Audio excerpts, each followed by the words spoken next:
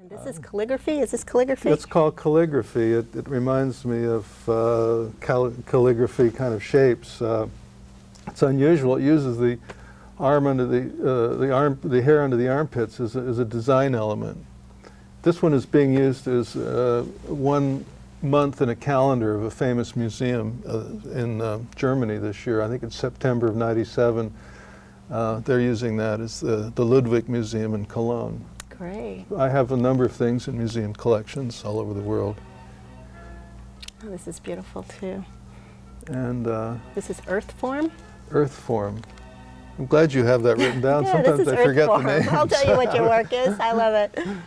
I've studied them all. It looks like a dune, a sand dune. Yeah, it's got that quality. I think the first shot we had at the very beginning of the show, which is the cover of my book, Illuminations, is called Dunes, and it's that same feeling.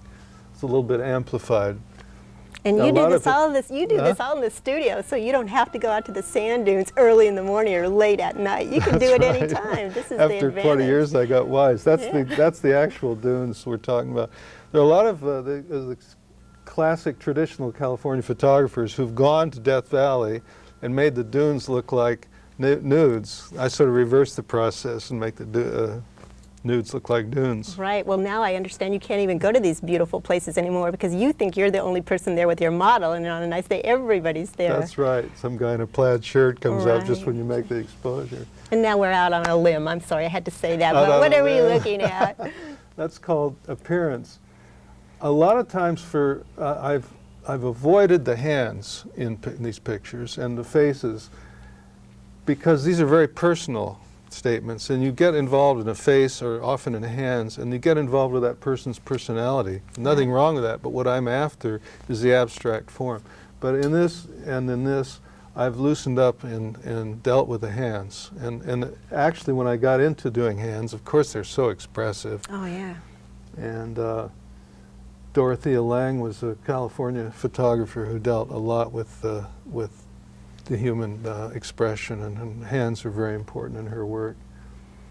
This one is called Descent, and it's an unusual framing. There's as you see, much of it's in black, and we just have a leg and an arm coming down from the top. And that reminds me of some, Renaissance paintings or something, where you have cherubs and people floating in from the sky. And that's what it reminded me of Descent. It wasn't photographed that way. I didn't have the model actually floating out of the sky. If you have to know, it was actually turned on its side. I was going to say you could photograph it anyway, and just the prints are turned upside down. Sometimes I decide which way these look best. Yeah, this. Rarely have I photographed more than one model. It becomes a matter of the relationship between the two people, both in the picture and in dealing with the situation. But this one happened to be one that interests these two models knew each other, and that helps a lot. And this is the same too. I have to tell you that the one who's lying on her side, they came in and she told me that her best friend had committed suicide the day before. And somehow this picture got into that feeling. I don't know if you can see it in the television print, but you can actually see the faces of both of them in the print.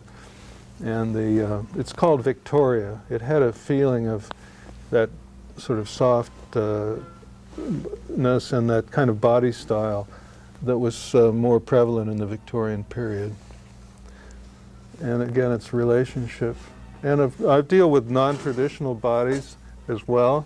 Obviously, this is and I had not met this model before she came, and she said, well, I have a Rubens style body. And when she walked in, I thought, well, this is Rubens plus, Right. But again, it's the shape and the forms and the abstract qualities that I'm dealing with, and not with any popular contemporary idea of what beauty would be. The beauty is in the formal qualities. This is the only one I've done that's actually taken from two separate photographs and put together. Mostly I'm what's called a very straight photographer. I don't manipulate my prints at all. But in this case, it's called Influence, and the woman below is actually in a cage, which you can see in the print, and the other one seems to have some mysterious power over her. At least that's my feeling about it. And one or two people have said the same thing, so I was at least confirmed, because you have to communicate. It's not just your own personal interpretations. That's Yeah. right. That's right. You know, well, obviously with the fine art nude photography, you use models a lot. And Imogene Cunningham, when she started in, the 30s, she photographed herself. She also photographed her husband, and it was scandalous for her to be doing this. Then Harry Callahan photographed his wife Eleanor as a model. Edward Weston photographed a wife, a girlfriend, a wife, a girlfriend. I mean, he went back and forth. Yeah. Is your wife one of your models? No. Okay. I've asked her, but she's declined. Oh, But okay. she's one of my supporters in this whole thing. That's important too. That's good. Have you ever been a model? Have you ever been on the other side of the camera? I think I traded, you know, I get models from different ways. And there was another photographer, and she said, I'll model for you if you model for me. So I did it once. Well, It's kind of interesting. It's good, because then you can feel how the models feel and Yeah, really comprehend it, because you've done it. Yeah, I have photographed men as well, and but they're not in the book because I wanted the book to have a unity and a coherence. How do you get your models? I think people would be interested in hearing that. Well, the main way that I've gotten them is I live in Northern California near San Francisco, and there's a Models Guild of models there who work for art classes primarily. And I prefer semi-professional models to really high-class fashion models for two reasons. Number one, I can't afford the fashion models. But the most important is that they have very stylized poses and ways of behaving on camera. Or I like dancers and yoga people who are interested in using their body as a creative tool. And so it varies. Okay, well, the director's going to bring up some more work, and we're going to look at it. And this is what's on the easel. Can you tell us what we're looking at? This is a lady who's a dancer, and she spontaneously started doing a lot of very interesting things. And I hardly had to give any direction at all. This is the first nude model that I ever did. This is in a workshop that I took way back, I think about 1982. Or I'd already been a professional photographer, but I'd never done nudes. And this is obviously a shape, and the negative space is important with this. And this was also an early one. I wanted to mention that workshop was actually taken with Edward Weston's son, Cole Weston. Oh, Cole Weston. And these are, we've seen examples earlier of white shapes against black backgrounds. Now we got black shapes against white backgrounds. And the actual skin color could be black or white. It doesn't matter. You manipulate that by the use of light. The first model is a black girl who is this is the same one we're looking at on the easel. This happens to be white, but it's a white person. But it's all in the lighting again. This is a platinum print, and that's an old 19th century technique. And the lighting in the buttocks can be brought out much better in the platinum print, and it gives a whole different quality. It's printed on watercolor paper rather than normal photographic paper. And in platinum prints, you don't really get those blacks and whites, but it's the neutral tones. It's the neutral and a lot of very subtle gray values in between. This one is this is Willow? Willow, yeah. And what you don't get again is the scale. Some of these are quite small in my actual prints. Oh, This is a really? very small print. Like how small? It's about Like- 6 inches high. Oh. And This one, you know, is she wearing heels? I looked at this, and it was like this. It would be such a strange position, or to stay like that. you're standing 'Cause on her toes. She is standing on her Yeah. toes. Yeah, She's strong. Is she a dancer? I think so. Yeah, I thought so. I said maybe she's And this wearing is heels. actually, and this is another small one, and this, when it's shown this large on a television screen, you see a lot of moles and things you don't see in the small one. I was going to ask you, you don't like to like airbrush out blemishes or freckles or No, moles? I don't like to. I thought that was interesting. It makes it really look like a person. One model came in with a big tattoo on her shoulder, and I had to really work around that. Oh. I don't mind tattoos, but it really said this is the 20th century right now. And That's right. I don't work in time and place, as I told you. This is a male nude, actually. And it's not in my book, Illuminations, but it's, you see, dealing with a male body, you're dealing with a lot of different kinds of texture and hair and so forth that are different. So it's a different conception. This is one of the few sessions I've done with two together. You know, when I first looked at it, I thought it was actually a male torso, and then I realized that it was two females and like the hips, but it almost, see, can you see where it looks like a male torso? Yeah, The yeah. shoulders?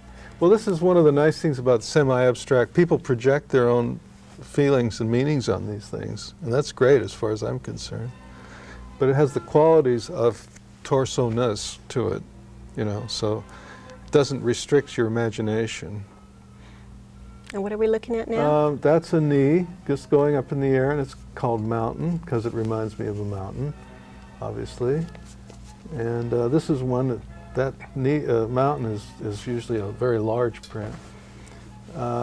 This is called Egyptian. It has that flat quality of those Egyptian steles where people are walking along. There seems to be no 3D part of it at all. And so that's a few of my prints. Well, they're great. We're going to see a few more, but I wanted to ask you, you noted in your book that photographer W. Eugene Smith said, "I learned it all from Beethoven." And you're a musician and you play the clarinet. Do you find any similarities in playing an instrument and photography? I do, very much so. It's a kind of logic that goes past the mind. It's not a mental logic. There's a harmony of forms and the way themes develop. Ansel Adams was also a musician. There's an extraordinary number of photographers who've been musicians in one way or another. And I can't, I'm not a brain surgeon, so I can't really tell you. But I think that is something about organizing forms. And what are we looking at now? This is a lady who said, she'd modeled for me a couple, 3 times, and she said, "Hey, I'm pregnant. You want to photograph me at different times when I'm pregnant?" So she came in and I said, "Sure, let's do that." And this was when she was very first pregnant. Where you couldn't really tell, but she put her hand there. Again, this is an older woman who is an artist, and I think in the age of the hand shows some of the human quality. And this is, again, practically the only one I've used where I've used the face. But this is a tiny, tiny print. It's only about 3 inches high. This is a part of a series where we have absolutely no background at all, in which there are no edges, there's no white, no black around it. I'm focusing on the body as completely within the frame. This was a trend I got into in the late part of the project. And this is, again, one of the non-conventional body forms, but I think it shows a lot of harmony in the way the parts relate. And that's a pose that's impossible to hold. This is up on the toes, like you were saying, not high heels. But the beauty of the flash is that you can get these instants like that. Another one of the series where I'm focusing in very, very close. This is the belly button, in case you didn't know it. That's got an interesting title. This isn't Pawn, this is Oneness, right? This is Yeah. Pawn. I love this one too. This is Oneness now. Oh, this is Oneness? Yeah. The one before didn't Okay. quite make it into the book because it came in after the book was printed, but this is Pond. And these little lines in the back reminded me of little, if you just throw a pebble in a pond, it makes little marks. Well, you know what? We've run out of time, and I want to thank you for being our guest speaker, and I want to wish you great success, and you've done such beautiful work, and I hope you enjoyed our show, and if you'd like to connect with other photographers, please call. Thanks a lot, Don. Thank you. Great work.